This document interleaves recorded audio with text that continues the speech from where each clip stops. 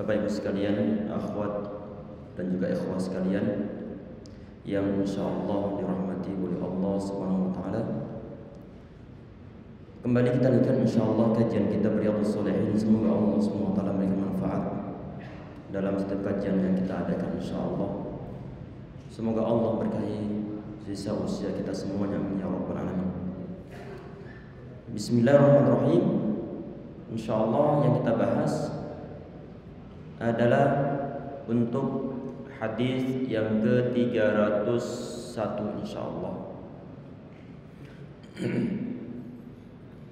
Bismillahirrahmanirrahim. Qala musannif rahimahullah wa nafa'ana bihi wa bi'ulumihi wa bi'ulumis sairi salihin fid dharain amin. Wa an Amr ibn Shu'aib an abihi an jaddihi radhiyallahu anhu. Ini sebagian di antara ulama mengatakan jaddi di sini ini adalah sahabat Amr bin As radhiyallahu anhu. Qala, beliau berkata, qala Rasulullah SAW, Muhammad beliau bersabda, muru auladakum bis-salati wa hum abna'u sab'i sinin. Perintahlah anak-anak kalian untuk melaksanakan sholat di saat mereka usia 7 tahun. Wadribuhum 'alaiha wa hum abna'u 'ashrin, dan pukullah mereka di saat mereka tidak melaksanakan sholat ataupun ogah untuk sholat. Kapan mukulnya? Adalah wa hum abna'u 'ashrin, di saat mereka berumur 10 tahun. Wa farriqu bainahum fil mawdaji'i, dan pisahkanlah mereka dari tempat-tempat tidur mereka masing-masing. Ini ya ikhwah yang insyaallah dirahmati oleh Allah Subhanahu wa taala. Di sini Nabi Muhammad beliau memberikan suatu batasan kira-kira kapan seorang umat manusia, baik laki-laki ataupun perempuan, dia itu sudah mulai bisa untuk diperintah melaksanakan salah satu di antara kewajiban pada umat manusia yang lainnya. Walaupun toh nanti untuk usia 7 tahun ini mereka belum wajib aslinya, tetapi kalau mereka ini telah tamyiz, telah menjadi seorang mumayyiz, misalnya mereka telah bisa membedakan antara kanan kirinya, bisa diajak ngobrol mereka nyambung, dan misalnya di antaranya adalah mereka sudah bisa memakai pakaian sendiri, mereka sudah bisa untuk afan, untuk istinja sendiri. Ini adalah merupakan di antara ciri-ciri kalau seorang itu telah mumayyiz. Walaupun belum balik, tapi dia telah mumayyiz ataupun telah mencapai level tamyiz. Untuk usia-usia seorang mumayyiz, khususnya di saat dia itu telah mencapai usia 7 tahun, maka ada suatu kewajiban yang perlu untuk dilaksanakan oleh orang tua. Apa itu? Ini kok dibilang wajib? Wajibnya di mana? Itu ada suatu perintah. Muru auladakum. Nabi Muhammad beliau perintah kepada umat Islam. Perintah dalam agama Islam itu menunjukkan arti wajib. Memang si anak ini yang belum tamyiz, dia itu belum wajib untuk sholat, tetapi orang tua wajib perintah kepada anaknya. Hukum wajib diambil dari mana? Diambil dari kata-kata muru auladakum. Kalian perintahkan. Berarti itu suatu perintah. Al-amru yadullu al-wujub. Suatu perintah itu menunjukkan arti wajib. Artinya di saat Muhammad beliau perintah kepada umat Islam untuk memerintahkan anak-anak mereka agar sholat di saat mereka usia 7 tahun, maka perintah tersebut itu menunjukkan bahwa itu ada suatu hal yang wajib. Artinya wajib bagi orang tua untuk memberikan instruksi kepada anaknya di saat mereka telah usia 7 tahun, perintahkan untuk sholat. Walaupun tadi ini adalah anak-anak ini di saat mereka telah beramal soleh, maka nanti pahalanya didapatkan oleh siapa? Pahalanya diberikan terhadap anak soleh tersebut, terhadap anak ini. Terus orang tuanya apakah dia mendapatkan suatu pahala? Jelas iya. Ada suatu hadis yang sahih. Di saat masa-masa ataupun di saat musim haji, seorang wanita dia ngangkat seorang bayi, ya Rasulullah, hal alaihi haj? Ya Rasulullah, apakah dia wajib baginya untuk melaksanakan haji? Tidak wajib, tetapi nanti bagaimana? Tetapi bisa untuk dihajikan. Diajak untuk tawaf, diajak untuk yang lain sebagainya. Walaki ajr, dan bagimu pahala. Anak-anak kecil yang belum mencapai akil baligh, belum mencapai usia baligh, di saat mereka itu melaksanakan suatu ketaatan, mereka mendapatkan suatu pahala. Orang tuanya dapat pahala karena orang tuanya mengingatkan anak-anaknya. Sebaliknya, kalau misalnya si anak kecil dia berbuat dosa, apakah mereka berdosa? Mereka aslinya nggak berdosa. Cuman nanti kalau orang tua dia melihatnya, anak-anaknya misalnya mereka melaksanakan suatu kemungkaran, tidak sholat ataupun yang lain sebagainya, atau mungkin sudah berani untuk pacaran semasa mereka masih kecil, belum balik sudah pacaran, walaupun toh cuman guru-guru dengan teman-teman sebaya-sebayanya. Orang tua melihatnya, kemudian dia diam, ada dosa di sana. Karena kenapa? Karena nanti akan membiasakan si anak-anak ini untuk berbuat suatu dosa di masa-masa setelah mereka usia balik. Anak-anak, nah kalau kita perhatikan ya ikhwah sekalian, insyaallah dirahmati oleh Allah Subhanahu wa taala. Ini kan aslinya anak yang usia 7 tahun yang walaupun sudah tamyiz, tapi mereka ini belum balik. Artinya mereka belum wajib untuk melaksanakan suatu taklif ataupun tugas syariah. Cuman ya ikhwah, kenapa Nabi Muhammad beliau kok sudah mulai dari awal saat si anak ini dia usia 7 tahun, maka perlu orang tua untuk perintah kepada mereka. Biar ini adalah dalam rangka mereka latihan. Biar mereka pemanasan. Kalau si anak ini dia telah terbiasa melaksanakan suatu sholat untuk usia-usia yang belum mencapai usia balik, maka nanti mereka akan dengan mudah melaksanakan suatu kewajiban syariah di saat mereka telah balik. Kalau pendahuluan ini nggak ada, maka yang terjadi adalah orang-orang yang hidup dan telah mencapai usia balik, sedangkan pelanggaran syariah demi pelanggaran mereka laksanakan. Karena kenapa? Belum ada pemanasan yang dilaksanakan oleh orang tuanya. Sehingga wajib hukumnya orang tua untuk merintahkan anak-anaknya untuk melaksanakan, walaupun toh anak-anak ini mereka belum wajib, tapi orang tua wajib untuk perintah kepada mereka di saat anak-anaknya usia 7 tahun. Ini adalah suatu amanah, suatu perintah syariah itu adalah suatu amanah. Suatu kewajiban itu adalah amanah. Segala hal yang Allah Subhanahu wa taala perintahkan, kewajiban kita terhadap orang tua, kewajiban kita untuk berakhlak terhadap orang lain, kewajiban kita terhadap Allah Subhanahu wa taala, semua adalah berupa amanah. Ini di saat kajian tematik di Ramadan tahun ini. Kita pernah membahas masalah as-sirat, as-sirat ataupun jembatan yang dibentangkan oleh Allah Subhanahu wa taala yang berada di atas neraka jahanam, yang mana neraka jahanam itu nanti pada hari kiamat itu ditarik oleh 70.000 para malaikat.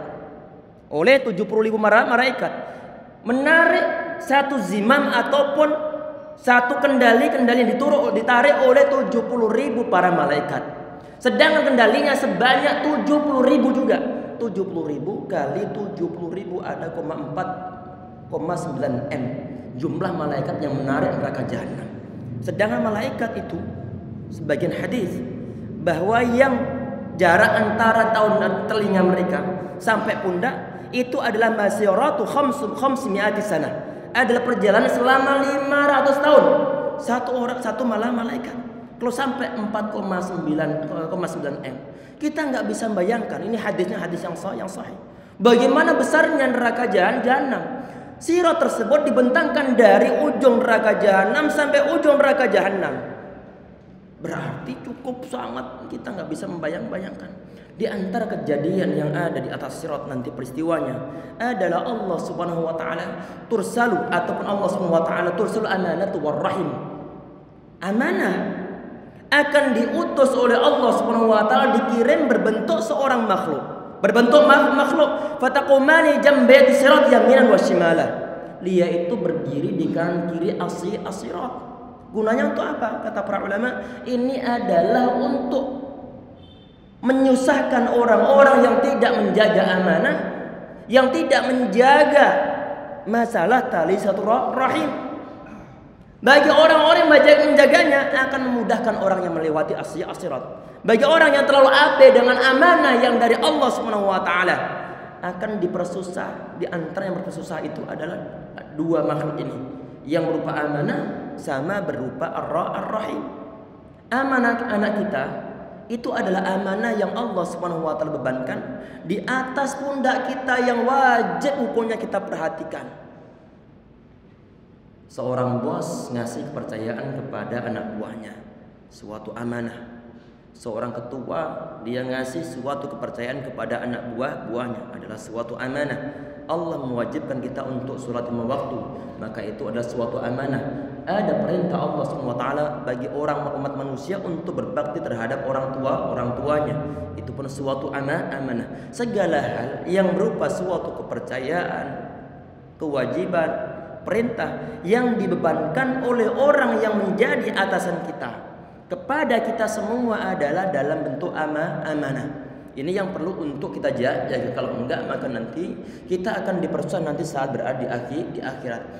Kata Nabi Muhammad SAW tadi ini, beliau mengatakan, muru auladakum bisolati wa hum abna'u sab'i sinin. Perintahkanlah anak-anak kalian untuk melaksanakan sholat di saat mereka itu usia 7 tahun. Padahal mereka ini itu mereka belum balik. Walaupun belum balik, tapi pemanasan itu ada.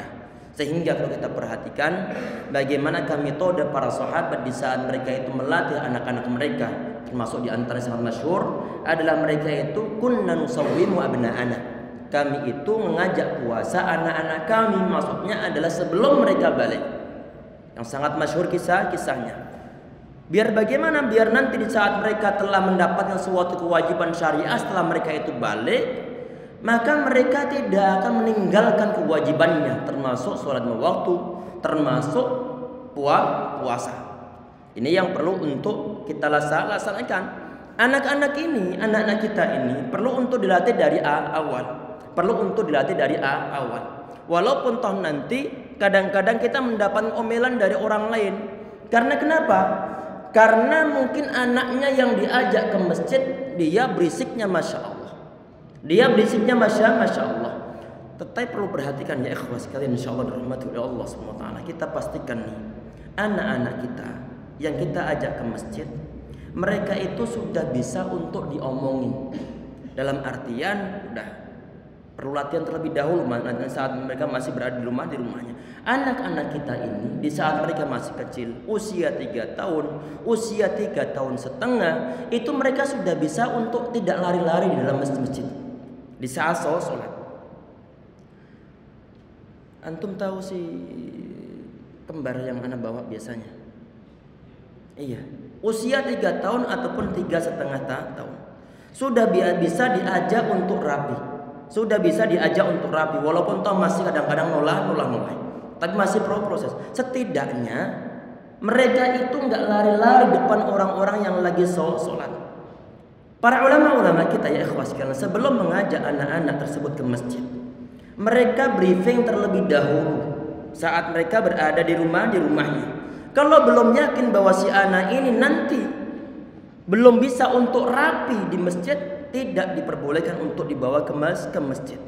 Jadi begini nanti, yang biasanya kita tempuh nih untuk anak-anak kami sendiri adalah di saat kita sholat di rumah misalnya. Nabi Muhammad SAW tentunya beliau perintah umat manusia atau umat Islam untuk memberikan suatu bagian dalam sholatnya untuk dilaksanakan di rumahnya.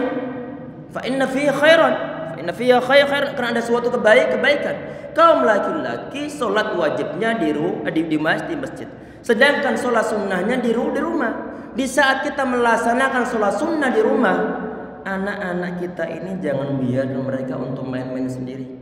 Kita ajak mereka, walaupun toh mereka cuma berdiri saja, Walaupun toh mereka itu kadang-kadang mendahului kita, walaupun toh kita ini dijadikan sebagai kuda-kudaan oleh mereka, nggak jadi masalah. Paling tidak mereka telah terbiasa. Paling tidak mereka telah terbiasa untuk melihat orang tuanya melaksanakan suatu ketaatan. Kalau mereka sudah biasa dan melihat ayahnya mereka rajin ke masjid, suatu saat mereka akan ingin untuk ikut nih, ingin untuk ikut. Kalau kira-kira nanti setelah antum cek mereka ini, uji mereka, udah nanti kalau sholat pintar, nggak lari-lari sini di rumah ini, insya Allah akan diajak. Insya Allah akan diajak. Kalau belum mau rapi, kalau nulai-nulai, jangan dong untuk anak-anak yang telah balik pun masih nulai-nulai. Nulai-nulai hukumnya bagaimana dalam sholat? Makruh. Bukan sesuatu yang batal, tapi hukumnya adalah makruh. Kalau karena lil hajah.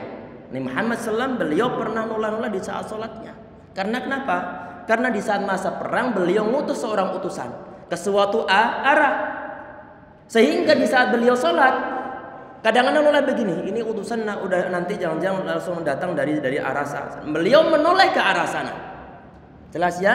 Karena faktor hajah. Dan ini juga kisah ini ya ikhwas sekalian, bisa diambil kesimpulan Muhammad beliau tidak mengetahui hal yang gaib. Kalau selevel beliau nggak mengetahui hal yang gaib kecuali diwahyukan oleh Allah SWT, apalagi di bawah-bawah beliau tidak mengetahui hal yang gaib. La ya'lamu ghaiba illallah. Nabi Muhammad masih menoleh ke arah tempat yang beliau utus, pergi utusan tersebut untuk melihat keadaan musuh sebagai telik sandi ataupun sebagai mata-mata.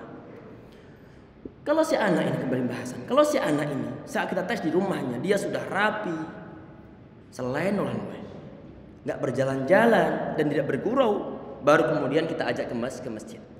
Kalau diajak pertama kali kok kemudian lupa, dia melihat apa kemudian lari ke arah sana, nanti diomongin pelan-pelan secara baik-baik. Oh, kan tadi masih berjalan-jalan. Dia ini si anak ini akan bilang maaf bi. Ngomong begitu si anak kecil. Ini yang perlu nanti untuk kita latihan. Bahwa si anak-anak ini kalau dia sudah rapi, tidak membuat berisik orang lain, silakan diajak ke masjid. Kalau nanti kira-kira berisik, udah dilatih terlebih dahulu di rumah masing-masing. Yang kita perlu perhatikan, kadang-kadang kita jangan tergesa-gesa untuk mengajak ke masjid. Tapi kita latihan terlebih dahulu untuk minimalisir, biar nanti si anak ini tidak mengganggu orang-orang saat berada di masjid. Biar nanti kemaslahatan bersama bisa dirasakan. Tapi masalahnya zaman kita saat ini, anaknya disuruh ke masjid, bapaknya nggak mau ke masjid. Ini yang biasanya bermasalah ini. Ini biasanya yang bermasalah. Anaknya rajin ke masjid, bapaknya nggak ada sama sekali.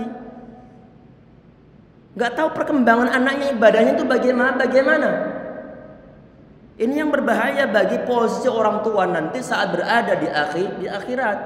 Karena kenapa? Karena dia rajin nyuruh anaknya ke masjid, rajin nyuruh anaknya untuk ngaji, dia sendiri nggak mau ngaji. Sebagaimana sebagian di antara ibu-ibu nih, anak-anaknya diantar ke sekolah, jilbabnya rapet, lah ibunya yang nganter nggak pakai jilbab. Ada nggak model begini? Banyak. Ini yang berbahaya nanti saat berada di akhirat. Anak disuruh untuk taat, orang tuanya nggak mau taat. Sehingga yang semacam ini ikhwas sekalian memberatkan orang tersebut itu sendiri saat kapan? Saat berada di akhirat. Anak kita ini perlu seorang sosok nih. Perlu seorang sosok anak kita. Ini mereka belum tahu secara banyak, secara detail tentang Nabi Muhammad SAW. Sehingga mereka tidak melihat figur yang lain yang patut untuk ditiru kecuali orang tua. Kecuali orang tua. Sehingga kita sebagai orang tua, di saat kita beramal soleh, khususnya di saat kita sholat, anak kita ini perlu untuk kita ajak yang pertama. Di saat kita sholat di rumah untuk melaksanakan sholat sunnah, anak kita perlu untuk kita ajak semasa mereka masih kecil. Walaupun toh nanti kadang-kadang sholatnya ini nggak sempurna sampai misalnya maghrib 3 rakaat. 1 rakaat entah udah kemana. Begitu anak kecil, hal yang wajar, masih dalam tahap latihan.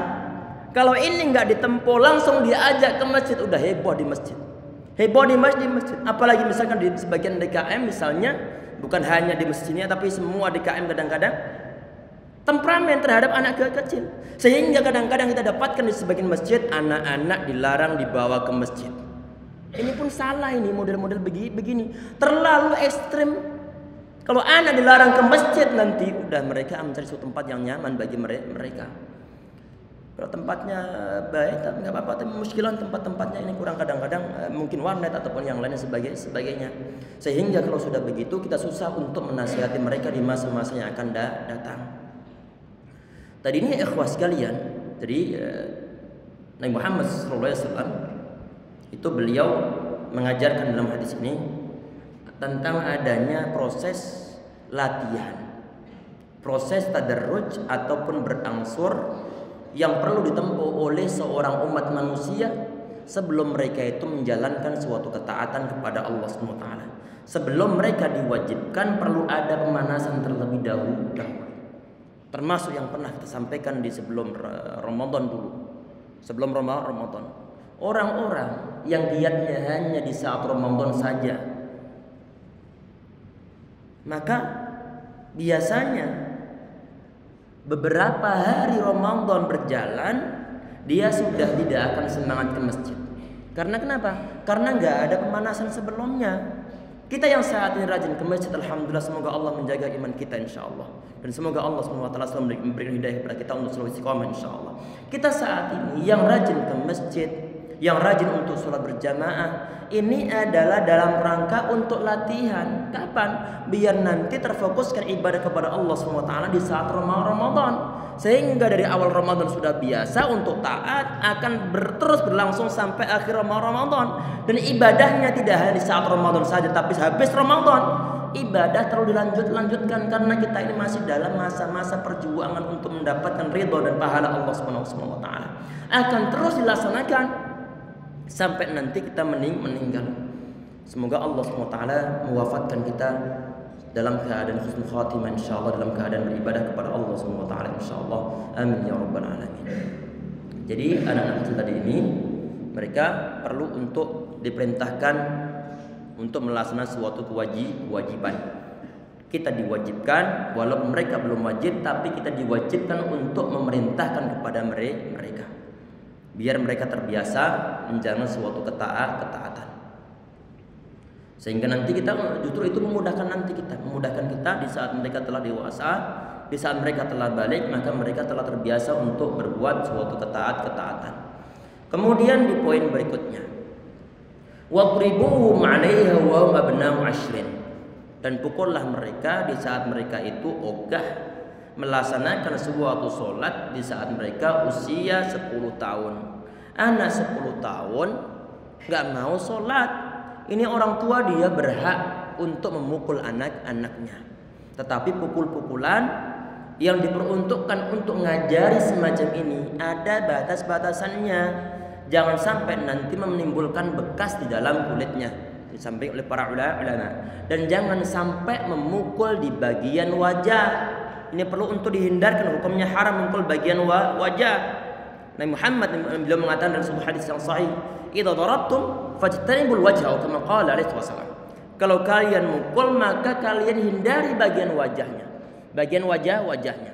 Enggak boleh bagian wajah, tidak boleh sampai menimbulkan bekas luka, tidak diperbolehkan sampai mematahkan tulangnya, tidak diperbolehkan sampai merontokkan giginya.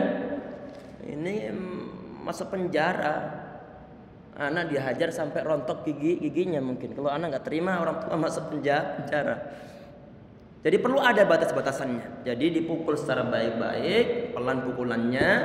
Yang penting menimbulkan suatu kesan terhadap hati si anak bahwa orang tua ini nggak seneng saat anak ini dia tidak sholat di saat usia 10 tahun. Disuruh untuk memukulnya. Nabi Muhammad SAW itu beliau nyuruh mukul anak. Yang anak ketahui ini adalah hanya dalam konteks ngajari sholat. Dan ini pun usia 10 tahun. Artinya kalau orang tua dia mudah untuk ringan tangan untuk hal-hal yang bukan urusan sholat, berarti menyalahi suatu kesunahan. Jangan dipukul si anak ini, karena khawatir nanti mereka menyimpan suatu dendam kepada orang tuanya. Akan dibalas kapan? Dibalas saat nanti orang tua sudah sangat sepuh, nggak bisa apa-apa, anaknya gantian menghajar orang tuanya. Karena kenapa? Karena masih hangat dalam otak mereka bahwa mereka pernah dihajar oleh orang tuanya. Khawatirnya begitu. Sehingga tadi Nabi Muhammad SAW yang anda ketahui ya, beliau nyuruh perintah untuk memukul anaknya, anak umat manusia, anak seorang muslim, itu adalah di saat si anak ini usia 10 tahun dan dia belum mau melaksanakan sholat. Hanya itu yang anda ketahui. Untuk yang lain Allahu a'lam. Berarti untuk urusan-urusan yang bukan urusan sholat, maka jangan mukul kepada si anak. Ngomel silakan ngomel, hal yang biasa. Orang tua yang mau mereka menasihati anak yang belum lurus. Jangankan si anak, kita aja orang tua kadang-kadang nggak lurus. Padahal pertimbangan kita sudah banyak, nggak lurus juga, apalagi si anak yang belum banyak pertimbangannya. Sehingga ini ya ikhwas sekalian yang perlu untuk kita perhatikan tentang masalah batas-batasan. Orang tua diperbolehkan untuk memukul anaknya. Tidak boleh matahkan tulang, nggak boleh sampai merontokkan gigi, tidak boleh menimbulkan bekas di dalam kulitnya, dan tidak boleh memukul bagian wajahnya. Tadi itu Nabi Muhammad beliau mengatakan, "Idza daraba ahadukum akhahu falyajtani bil wajh." Ya, hadisnya hadis yang sahih dalam riwayat ataupun dalam hadis muttafaqun alaih. Dan sebagian di antara hadis ya ikhwah sekalian adalah ada suatu hadis Nabi Muhammad beliau mengatakan, la yujlad ahadun fawqa asyrati aswatin illa fi haddin min hududillah. Atau kama qala alaihi salatu wasallam.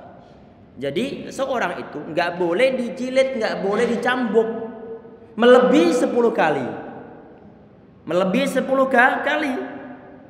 Sekali cambuk langsung sampai 10 kali. Enggak diperbolehkan. Kecuali apa? Kecuali dalam rangka untuk menerapkan suatu had. Misalnya ada orang mabuk, maka dia perlu dicambuk sekian puluh kali. Berarti melebihi 10. Untuk orang tua yang mukul anaknya karena mungkin ngajari biar mereka sholat, karena anaknya nggak mau sholat di saat usia 10 tahun, maka jangan sampai saat itu langsung sampai 10 kali. Nggak diperbolehkan. Tadi ini hadisnya adalah hadis muttafaqun alaih tentang masalah diperbolehkan melebihi di atas 10 kali. Kemudian di poin yang terakhir, ini pun sangat penting ya ikhwah sekalian. Wa farriqu bainahum fil mawdaji'i. Pisahkan anak-anak ini dalam tempat-tempat tidur mereka. Maksudnya bagaimana? Mereka ini di saat mereka telah mencapai usia 10 tahun, mereka jangan dijadikan sebagai ataupun ditempatkan di satu kasur. Jangan ditempatkan di satu kasur. Khususnya ini bukan cuma laki perempuan, tapi ada laki-laki dipisahkan dengan laki-laki. Para ulama mengatakan begitu menafsir dalam hadis ini. Enggak diperbolehkan mengumpulkan mereka, ditempatkan dalam satu kasur. Kalau seandainya Ustaz tempatnya sempit Ustaz, kamar gak ada, semua sudah terisi, sehingga mau gak mau kita nempatkan mereka di dalam satu kamar, dalam satu kasur. Kalau yang laki-laki ya ikhwah sekalian, kalau yang laki-laki ini, kalau seandainya mereka ditempatkan dalam satu kasur, maka hendaknya diberikan sesuatu pemisah, dan jangan satu selimut, dan jangan satu selimut. Ini kata para ulama, kira-kira ini kegunaannya apa? Kenapa kau perlu dipisahkan? Anak-anak itu di saat mereka sudah mulai usia 10 tahun, syahwat itu sudah mulai terbangkitkan. Syahwat sudah mulai terbangkitkan. Kecenderungan, keasikan terhadap lawan jenis sudah mulai terbangkitkan ataupun bahkan sebelum masa-masa itu. Kalau mereka dikumpulkan dalam satu kasur ataupun dalam satu selimut, kulit bertemu dengan kulit kadang-kadang menimbulkan suatu gejolak keasikan. Keasikan ini ya ikhwah, ini adalah bibit-bibit dari suatu syahwat. bibit dari suatu syahwat. Mungkin awal-awal cuma sekedar colek-colekan, goda-godaan, ternyata mereka merasa suatu keasikan sehingga mereka teruskan.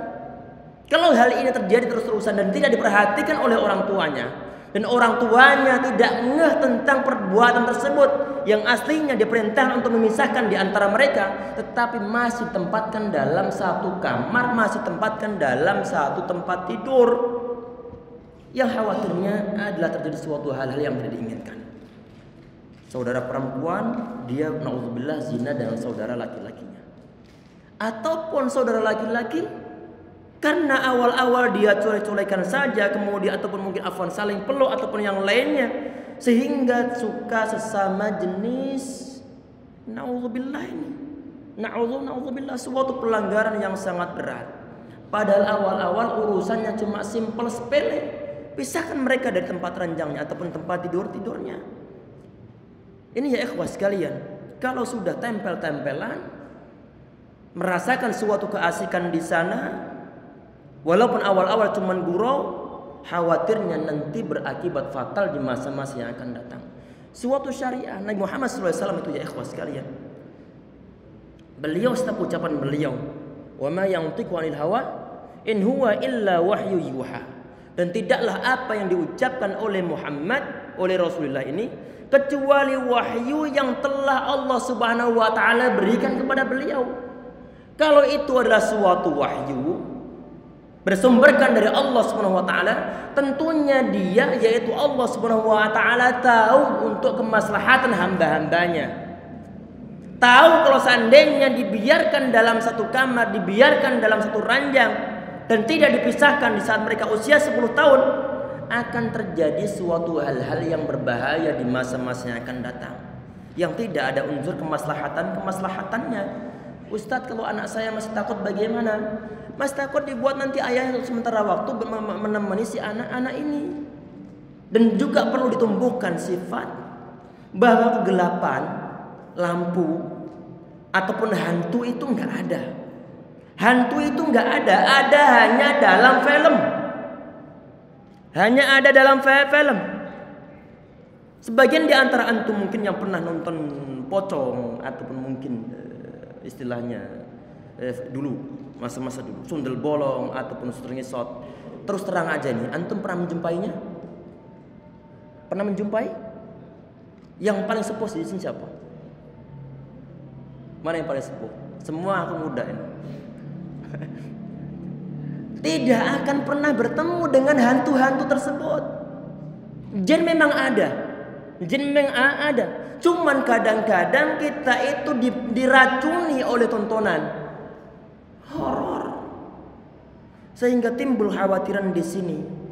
Dan jin setan itu tahu bahwa iman kita nggak kuat, akidah kita nggak kuat, sehingga dia punya kemampuan untuk nampak-nampakin. Kadang-kadang dia nggak nampak-nampakin, cuma orangnya ini yang terus mengkonsumsi film-film horor, sehingga dia ini ada halusinasinya itu loh.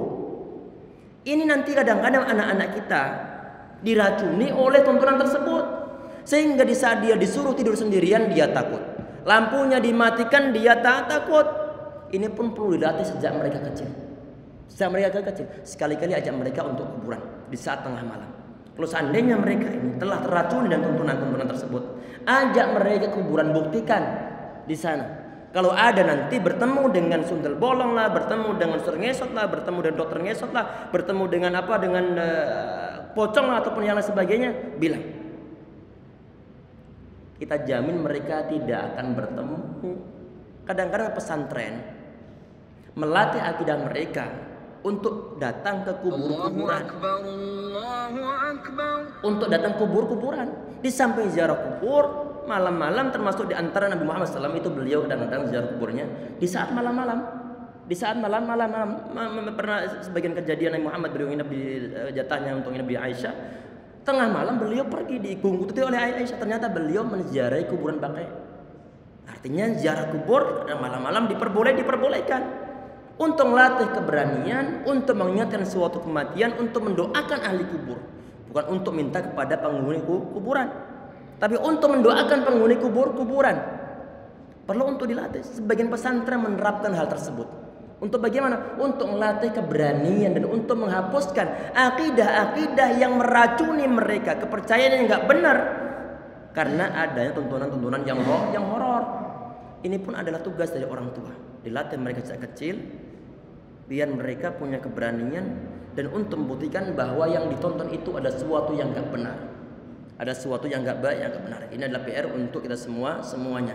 Semoga kita semua ya ikhwas sekalian dijadikan oleh Allah SWT sebagai orang-orang tua yang terus perhatian terhadap anak-anaknya dalam hal akidah, dalam hal pendidikan agama, dalam hal budi pekerti mereka dalam ibadah kepada Allah SWT, insyaallah.